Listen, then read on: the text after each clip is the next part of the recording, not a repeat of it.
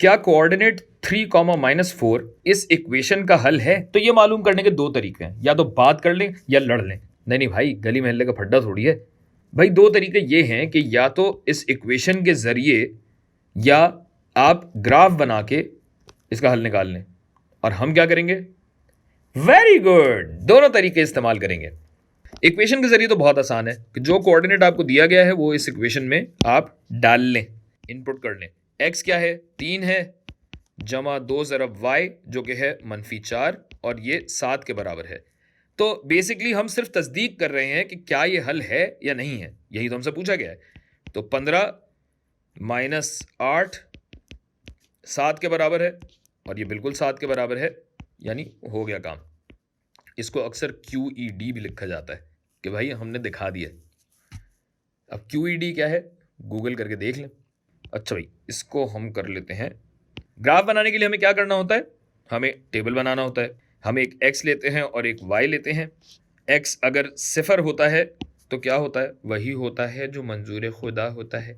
0 है, y किसके बराबर हो जाता है? y = 7/2 यानी 3.5।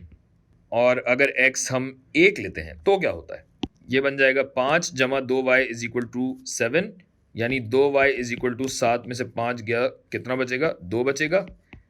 और अगर इस 2 को भी हम नीचे ले आए तो क्या बन जाएगा? /2 मतलब 1। y होगा 1 पे y होगा 1। अच्छा, अब ये 2 पॉइंट्स काफ़ी हैं हमारे लिए, बल्कि तीसरा पॉइंट तो हमें यहाँ दिया हुआ भी है। ये काफ़ी हैं पॉइंट्स, क्योंकि हम देख सकते हैं कि x की ताकत भी 1 है और y की ताकत भी 1 है, जिसका मतलब ये है कि यहाँ पे हमें ख़त खींचना है। हमें क्योंकि तमीज़ से काम करने की आदत है, लिहाजा हम बाकायदा ग्राफ यहाँ पे बनाएंगे। तो जनाब, x जब 0 है तो y है 3.5, 1 2 3, और ये 3.5 यहाँ कहीं होगा।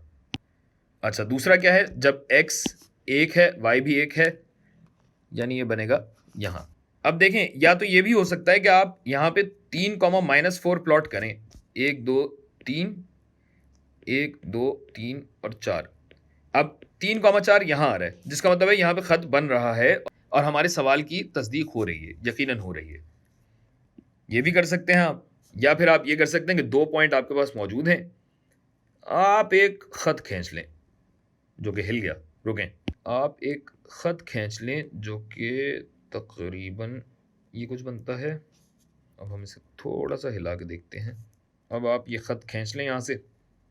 ये हमारा सॉफ्टवेयर हमें तंग करता है इस मामले में, तो थोड़ी सी सॉफ्टवेयर की लिमिटेशन है, लेकिन ये देख लीजिए कि ये जो लाइन है 1 2 3 और 1 2 3 और 4 से तकरीबन गुजर रही है। बल्कि हम ये कर लेते हैं कि 3, -4 जब हमें पता ही है कि यहाँ से गुजर ही रहा है, तो इसको तो हम इसे प्लॉट कर लेते हैं। अब यहाँ से खींचेंगे खत, जो कि ये बिल्कुल ज़बरदस्त तरीके से बन गया। बात आपको समझ में आ गई है और काम हमारा हो गया ख़त्म।